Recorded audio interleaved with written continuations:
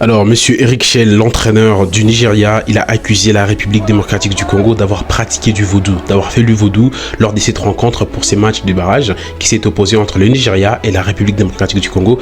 Mais le gars, c'est vraiment étonnant et c'est surprenant. Mais lorsque nous voyons carrément les images, c'est pas professionnel. C'est pas professionnel. Alors, revenons ensemble sur ces images pour vous mettre un peu dans les contextes. Eric, vers la fin du match, j'ai pu voir que vous étiez un peu frustré avec peut-être certains membres du personnel de la RDC. Pourriez-vous nous donner des nouvelles de ce qui s'est passé là-bas? Eh bien, pendant toute la décision du penalty, un Congolais a fait du vaudou à chaque fois. C'est pour ça que j'étais un peu nerveux après lui. Alors, qu'as-tu vu? Quelque chose comme ça.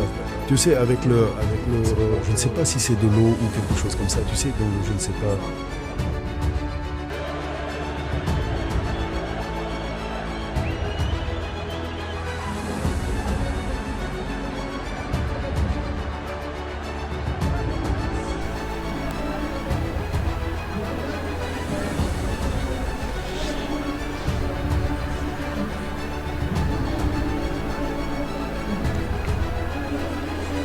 Alors vous avez vu les accusations de monsieur Eric Chelle, c'est vraiment surprenant et c'est pas professionnel. Alors avant de continuer, faites ça fait du bien et surtout n'oubliez pas de vous abonner. Sur cette chaîne on parle principalement de la Coupe d'Afrique et de la Coupe du Monde. Alors si tu veux rien manquer, si tu veux rejoindre cette grande communauté, n'hésite pas à t'abonner, ça fait toujours plaisir.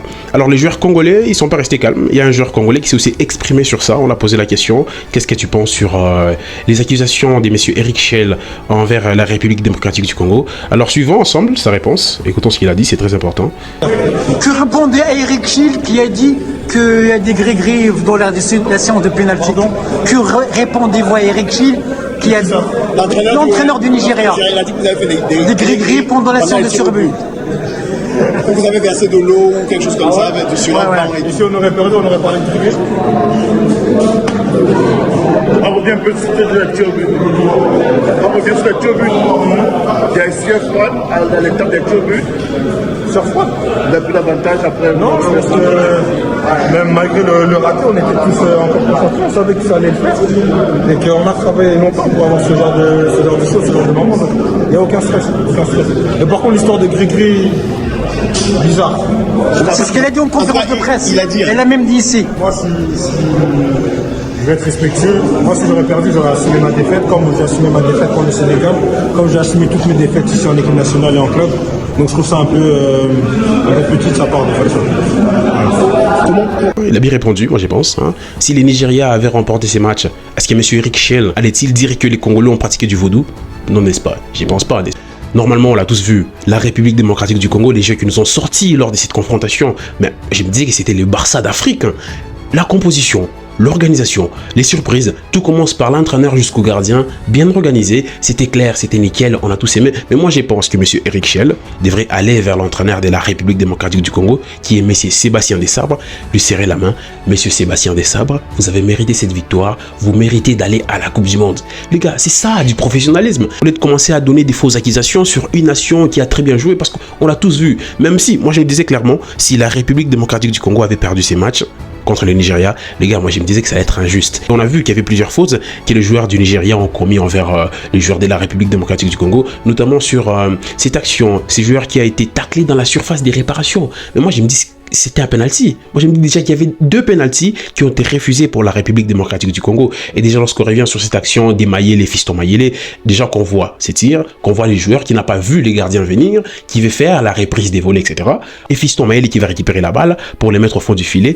Et l'arbitre, il va venir pour dire que c'est pas validé.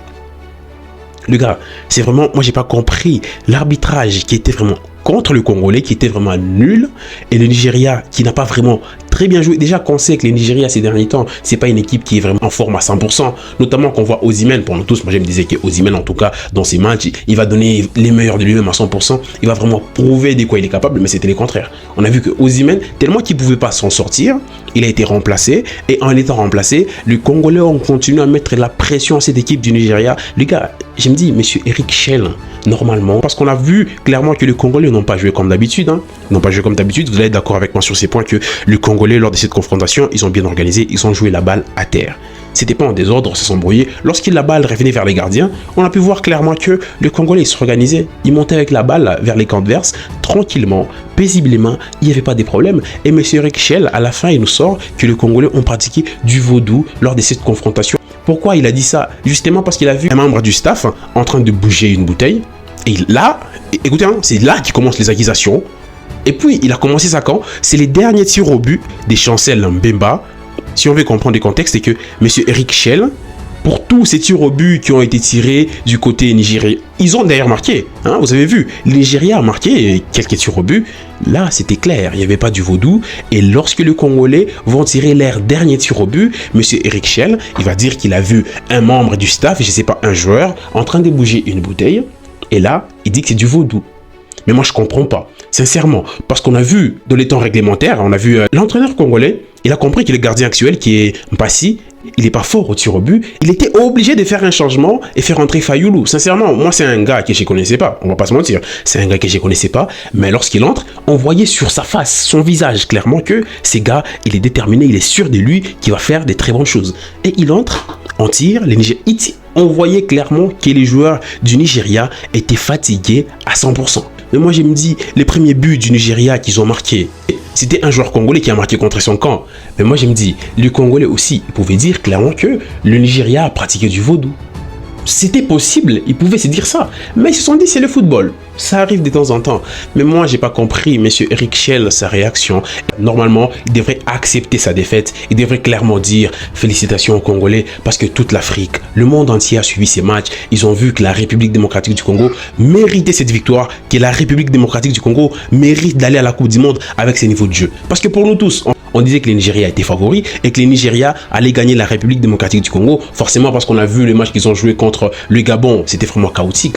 On l'a vu que les Gabonais n'ont pas pu tenir face au Nigeria. Et on se disait que le Nigeria va battre la République démocratique du Congo. Mais moi, je vous l'ai dit, je vous l'ai dit chaque fois dans mes vidéos, que la République démocratique du Congo, ces derniers temps, s'améliore du jour au lendemain. Je ne sais pas pourquoi vous n'arrivez pas à me croire, mais là, vous avez la réponse, que j'ai toujours eu raison. Que j'ai toujours eu raison dans ce que j'ai dit, que la République démocratique du Congo va faire très mal à la Coupe du Monde. Et non pas seulement à la Coupe du Monde, à la Coupe d'Afrique qui se joue pour très bientôt. Il y aura beaucoup d'entraîneurs qui viendront dire que les Congolais font du vaudou dans leurs matchs. Mais ils ne comprennent pas justement que le Congolais s'améliore du jour au lendemain. On a vu de nouveaux joueurs qui sont venus, de l'Europe, etc.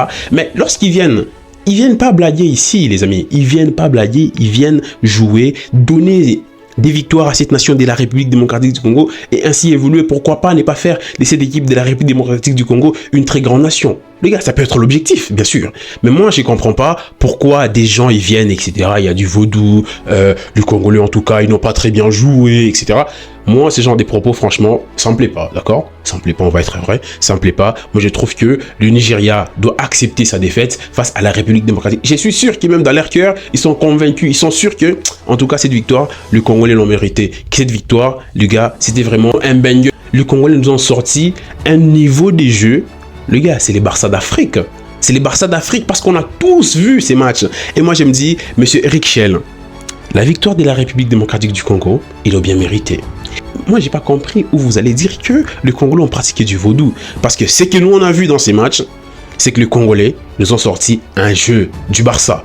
Le Barça d'Afrique, c'est la République démocratique du Congo pour l'instant. Les Congolais sont le Barcelonais d'Afrique pour l'instant et M. Rexchel accepte clairement que les Congolais ont mérité cette victoire. Acceptez votre défaite et voyez les failles de votre côté, comment vous pouvez vous améliorer. Si vous allez avec cette mentalité à la Coupe d'Afrique en disant ouais ils ont fait du vaudou etc, c'est pourquoi ils nous ont gagné, vous n'arrivez pas à reconnaître votre défaite, le gars ça va être très compliqué pour vous parce que vous allez commencer à trouver toujours des excuses qu'il y a du vaudou qui ont été pratiqués dans le football etc. Et vous n'allez pas voir les failles de votre côté pour savoir comment vous pouvez vous améliorer et continuer d'évoluer. On sait que le Nigeria c'est une très grande nation. Le Nigeria qui était favori lors de cette rencontre, je vous dis, et je ne cesserai jamais de le dire, être favori dans un match ne veut pas dire gagner un match. Être favori dans un match, vous avez des très bons joueurs, des meilleurs joueurs, etc., qui jouent en Europe, je sais pas, en Espagne, au Brésil, cela ne veut pas dire que vous allez gagner un match. On a vu la preuve de la République démocratique du Congo qui sort le Nigeria, même s'ils sont arrivés au tir au but, même si la République démocratique du Congo a été battue par les Nigériens lors de cette confrontation. Heureusement que c'est une chose qui n'est pas arrivée, mais j'allais me dire que les Congolais ont joué ces matchs avec leur cœur, que ces Congolais ont joué les matchs avec l'énergie. Ils dégageaient leur énergie. On pouvait les sentir que les Congolais, ils n'étaient pas venus blaguer dans ces matchs. Les gars, on se retrouve à la prochaine vidéo. Déjà que c'est pour ces 20 où on saura la République démocratique du Congo va jouer avec quelle nation. Alors, soyez branchés et surtout, n'oubliez pas de vous abonner, de lâcher un gros pouce bleu, ça fait toujours plaisir. Et surtout, dans ton point de vue en commentaire, qu'est-ce que tu penses, monsieur Eric Schell, sur ses propos envers la République démocratique du Congo? Il ne veut pas accepter la défaite ou qu'est-ce qui se passe? Alors, donne aussi ton point de vue en commentaire et on évolue tous ensemble. Et surtout, n'oublie pas de t'abonner et on se retrouve pour très bientôt.